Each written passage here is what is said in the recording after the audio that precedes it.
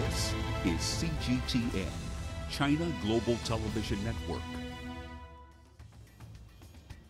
It's now just over 6 weeks since the World Health Organization declared COVID-19 a global pandemic. Since that announcement on the 11th of March, lockdowns and restrictions of movement have become the new normal in many parts of the world as governments rush to contain the spread of the novel coronavirus. The daily number of new infections appears to be leveling in some parts of the world, but there are fears the epicenter of the virus could move to Africa and overwhelm the already strained healthcare system. Now, since Africa recorded its first case of COVID-19, the virus has crept across the continent, infecting over 26,000 people. And while many governments on the continent remain uncertain about the gravity of its impact, others are setting the pace in containment and testing. Countries like Mauritius have managed to hold COVID-19 new infections from growing, while South Africa has taken mobile testing to its communities. Meanwhile, Ghana is deliberating lifting its lockdown, even as Rwanda is praised for its steps on containment and provision of essential supplies. However, instability and insecurity in countries like South Sudan and Somalia have heavily impacted their health systems, and this has further complicated their response measures. So, as different African countries deal with the different challenges, this week on Talk Africa, we explore Africa's mixed bag in managing the challenges resulting from COVID-19. I'm Beatrice Marshall. Welcome to Talk Africa.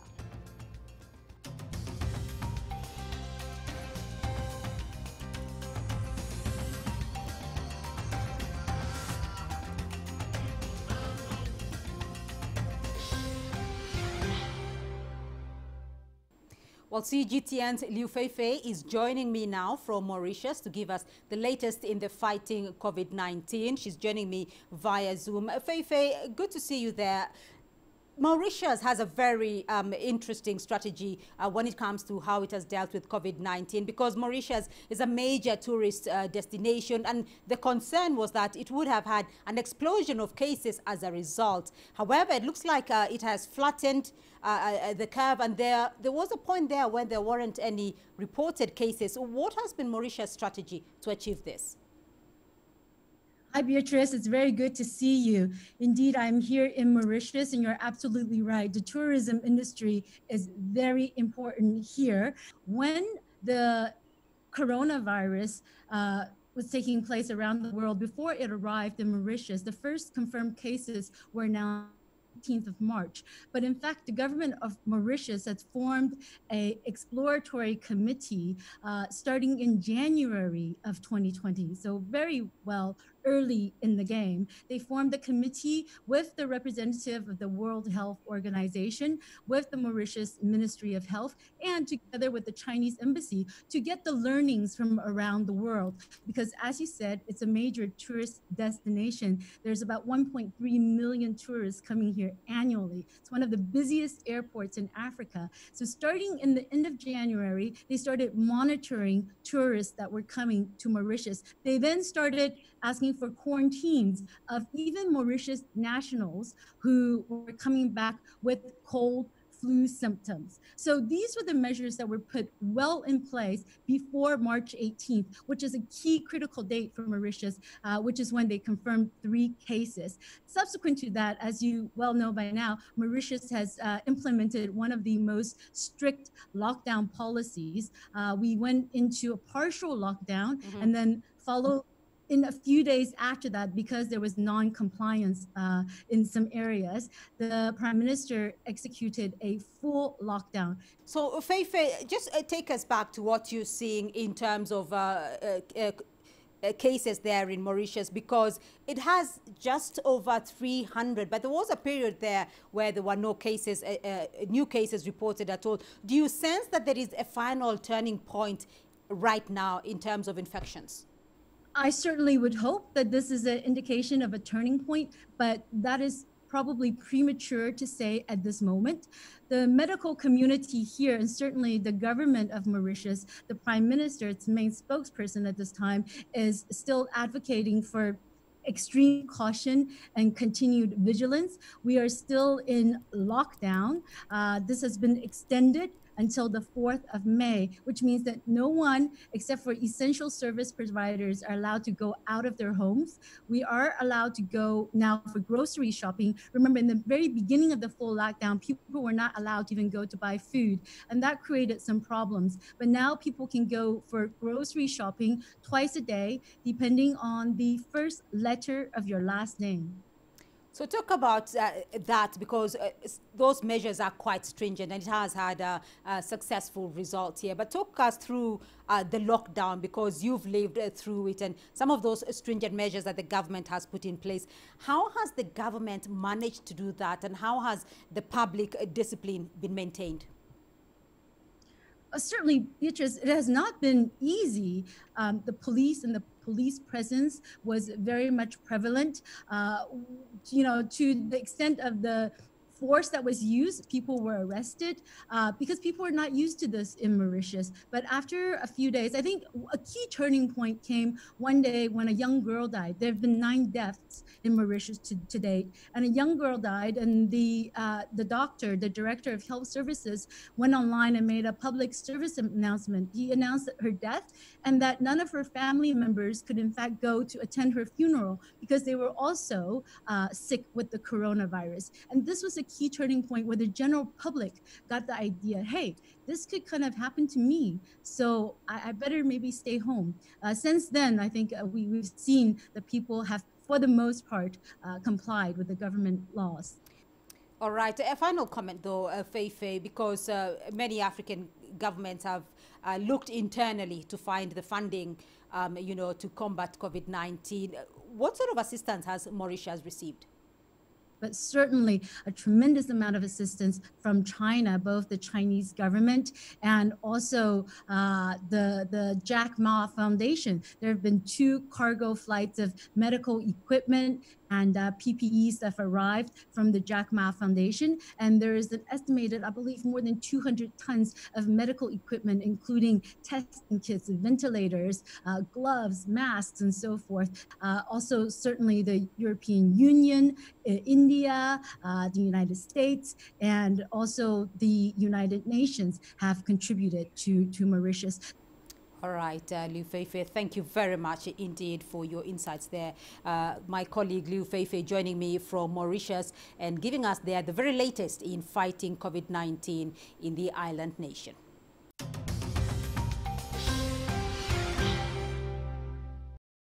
Well, there's lots to discuss on Africa's fight against COVID-19. So let's get to our panel now. Joining me from Lagos in Nigeria, CGTN's Deji Badmus, and joining me from Accra in Ghana is Nabil Rufai Ahmed. Thank you both for joining us on the program. Nabil, let me start off with you, because there has been a lot of success and a lot of talk about Ghana in the past week. Ghana was poised to become the first African country to begin removal of the partial movement restrictions.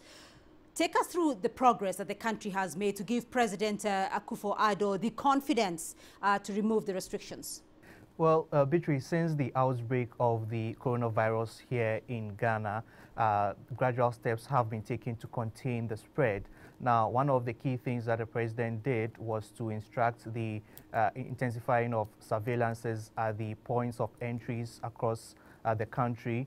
Also, aside that, there was a point where there was restrictions from air travel, and those last batches of travelers who came into the country were actually made to go through a mandatory 14-day quarantine.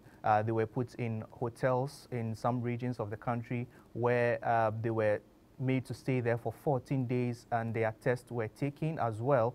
So aside that, we also had a rapid and aggressive testing going on. We know that over 70,000 tests have been done, and also there's been contact tracing as well. Now, aside that, the government has also done what it calls advising people to, practice safe distancing. They've also been banned on social gatherings and also religious activities, all in a bid to contain the spread of the coronavirus. So that's how come now we've seen that the government has eased the restrictions of the lockdown, where people can now go about their normal activities. Business centers have now begun to open, market centers are operating, but then there is also a concern that while people go about their normal duties, they should be using the face mask and also still stick to the social distancing protocol that the government has advised, and also keep washing their hands frequently to prevent the spread of the coronavirus. So talking about Nabil, that easing of restrictions, though, we are still seeing that Ghana's COVID-19 cases are still just over 1,000 there. Is there a danger that the removal of restrictions could be too early and that it could perhaps backfire? Yes, the government has actually, health officials have actually said there could be a potential spike of cases. But then what it's doing now to still contain the spread is by really using technology. So what we know now is that the government has come up with this COVID-19 tracker app where people who are in their homes and they start having any symptoms of the virus can install on their phones and also give information to health authorities that indeed they've started having any symptoms of the virus, and then health officials will trace them and then offer help to them. Now, aside that, across the country, the president says we are going to see investments in laboratories across the country so that each region will be able to do the testing when there are samples of suspected cases being brought to hospitals. Now, aside that, the government has made this drone technology firm Zipline to also come in, where we would see samples of people who are suspected to have the coronavirus being flown to Accra or Kumasi for testing to be done. So the government is saying that is really aggressively doing the testing and also doing the contact tracing, and should we see any spike in cases, it should be able to really handle the situation, Beatrice. Right. Deji, we are seeing the situation in Ghana. Government is saying it is now an improved situation. We're looking at African cases at this point. They're still quite low. Deji, up until this point, the World Health Organization says nearly 24,000 cases, quite low when you compare with other regions of the world. But there is concern about Africa's conflict areas and the potential, repercussion as a result of the conflict there. How is conflict undermining the fight against COVID-19, particularly in countries like Burkina Faso and Mali? Well, let's start with Burkina Faso, for instance, Beatrice. We know it has one of the worst cases of COVID-19 in the sub-Saharan African region. So, we're talking about areas, for instance, where we've seen violence since 2012. So when you have that kind of situation, as you have in Burkina Faso, for instance, what you would have is that every effort that the government makes at containing the spread of the virus now will basically be restricted to major cities, especially the capital, for instance. And that is why, like in the case of Burkina Faso, we've seen that every effort that has been made has been, basically around Ouagadougou. Now, move to places in the north where people, thousands of people have been displaced. The UN estimates that around 840,000 people have been displaced as a result of the violence in the northern region. Then it becomes very difficult. And that's the reason why it would appear we are not seeing cases from the northern region, just because basically testing is not going on there. So because it's very difficult, for instance, to send health workers down to those areas to carry out any kind of test. Health facilities are almost non-existent in most of those places. For instance, in Burkina Faso, we know quite a number of the health facilities there have actually been closed down, some completely destroyed. So it's really a difficult one. It's the same situation you have in Mali, where most of the cases we have seen in Mali, for instance, is around Bamako. But outside of Bamako, it's becoming very tough, especially in these conflict areas. How do you deploy health workers to go to these places to carry out, say, for instance, testing, contact tracing, and all of that? How do you set up or build isolation facilities in those places? How do you quarantine people? And then these are places where poverty is at its worst. I mean, they're suffering severe food shortages and what have you. So these conflicts will definitely undermine efforts now to contain any kind of outbreak now you would have in some of these places in the northern region where, as we all know, Islamists are holding sway there. All right. We are now going to take a short break. Do stay with us. Lots more still to come.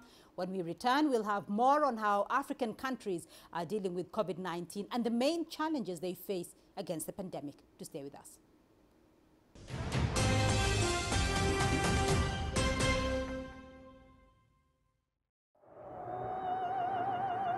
Life moves pretty fast.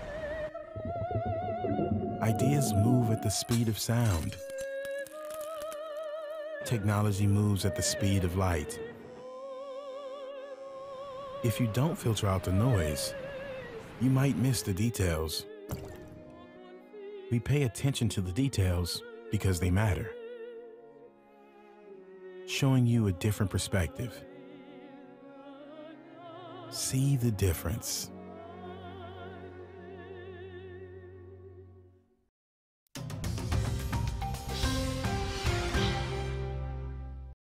Welcome back to Talk Africa. Now, joining us in this conversation in Nairobi is Ken Ouko. He's a sociologist and lecturer at the University of Nairobi. He's joining us now via Zoom. Welcome back to the program. And also still with me in Lagos, Nigeria, is Deji Badmus.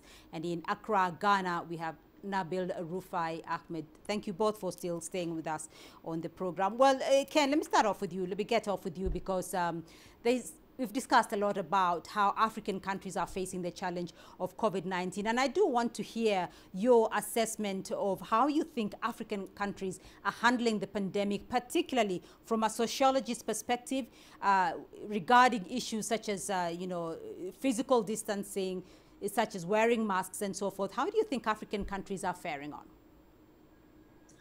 The African citizenry has always been used to congregating and doing things together and showing a lot of solidarity through symbolic gestures like handshakes and hugs. And that has taken a beating since the advent of this COVID-19. So the governments are finding it very rough to try and enforce, quote unquote, that kind of protocol. And in the African setting, there's so many things we do together that to try and tell people, to keep away from each other is where the challenge is, because the governments might be very good in intention in trying to say, okay, here's a protocol, we're going to do every day. But the citizenry, they meet and they forget and they extend their hands and they remove their masks so as to speak better. And that I think, so far is the biggest challenge that the African nations are facing in handling this pandemic.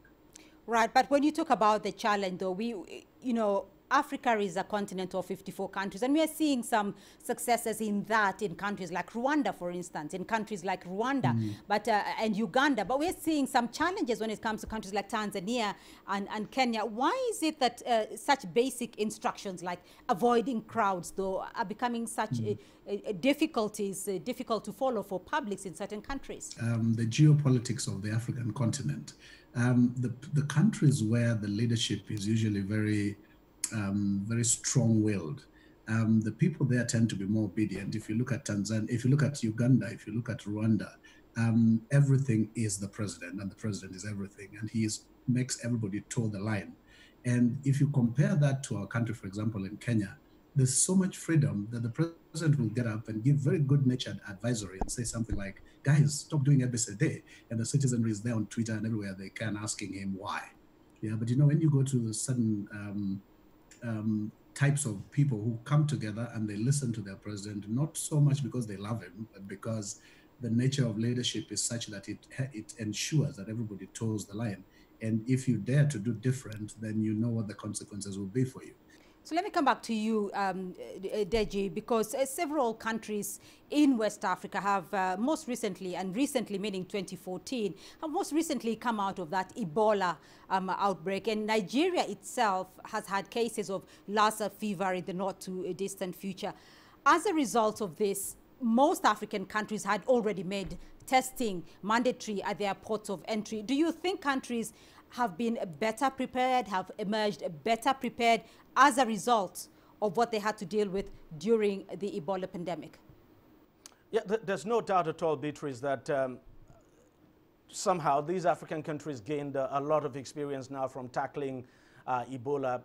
In the case of Nigeria in 2014, it actually got Nigeria prepared. If not for Ebola, for instance, the city of Lagos, where I am, may not have had a molecular laboratory in place when COVID-19 made a landing here. So, and besides, we also know from what we have seen that, look, you look at the processes involved in terms of contact tracing and all of that, they are just similar. The disease is similar, even though one is more infectious than the other. So no question at all that it got Nigeria prepared. And don't also forget that, as you have also said, in most of these countries that battled Ebola, they had monitoring systems now in place, especially at their various airports.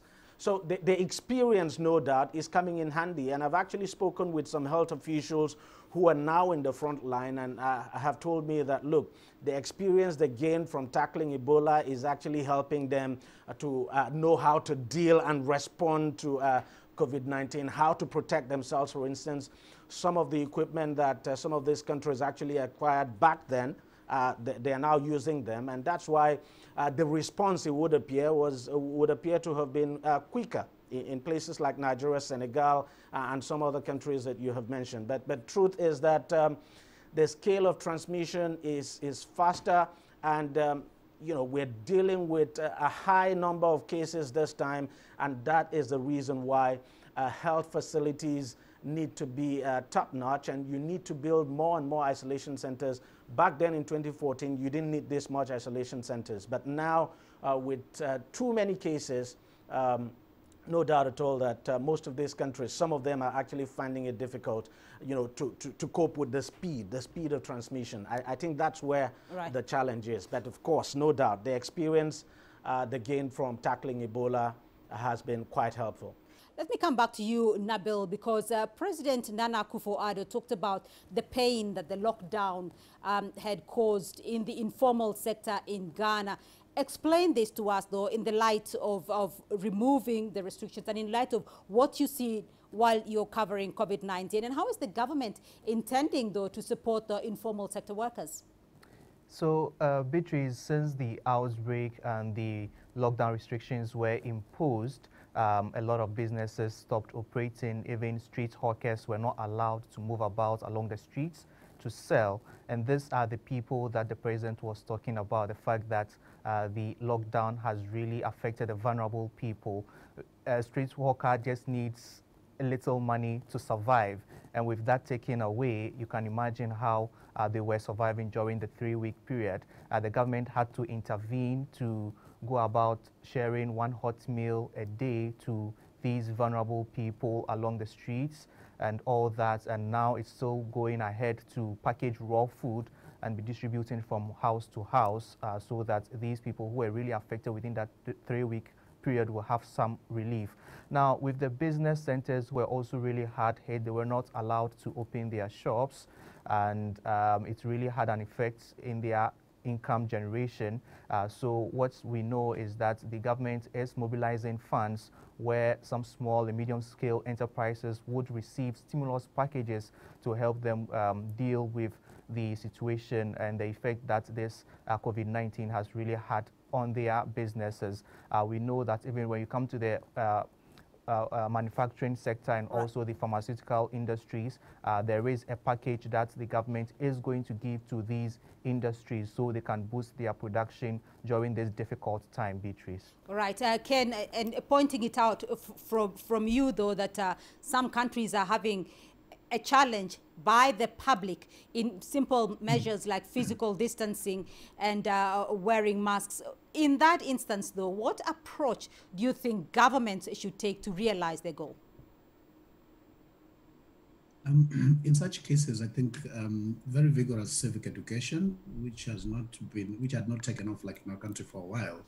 And also, you know, we have to have what we call political leadership in terms of persuasion, in terms of convincing people that this thing, like, our Minister for Health keeps saying, this is not a government disease, it's not our disease, it's everyone's disease, it's everyone's problem. So sometimes the tone, the language, the mode of delivery, unpacking this whole situation to the citizenry works better than just giving instructions, because Kenyans, if you bear me witness, Kenyans are very averse to following instructions, and when they're told to do ABCD, they will question why the XYZ of it is not being done by government.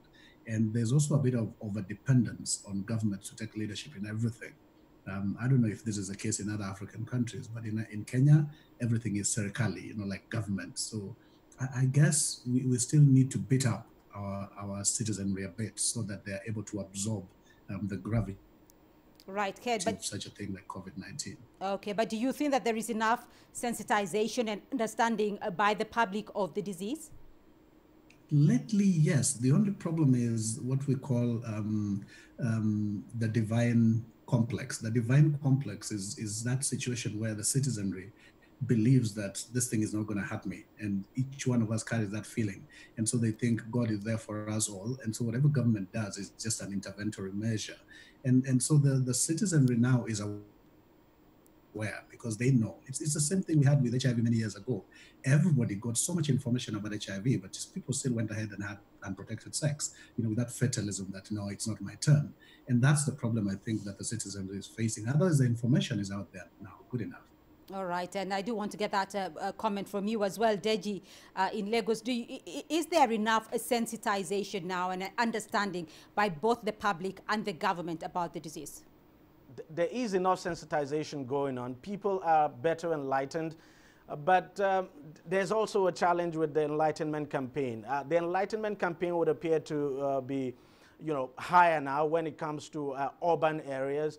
But if you talk about rural areas, there's still a challenge. The government would still need to do more, even though we've seen individuals actually come up, with their own campaigns as well in different languages. But the truth is that in terms of penetration now, penetration to some of these rural areas, it's still very much a challenge. A lot of people in most of these rural areas still do not know what COVID-19 is. They do not believe it exists. So obviously, the government would need to do a lot of work there. What the government is actually trying to do is to use some local leaders there now to talk to the people. And even in urban areas too, there is still a lot of work to be done, especially among informal settlements, residents of informal settlements now, where I would say there's this a misconception actually about the COVID-19 that it's actually a disease for big men and not for poor people. So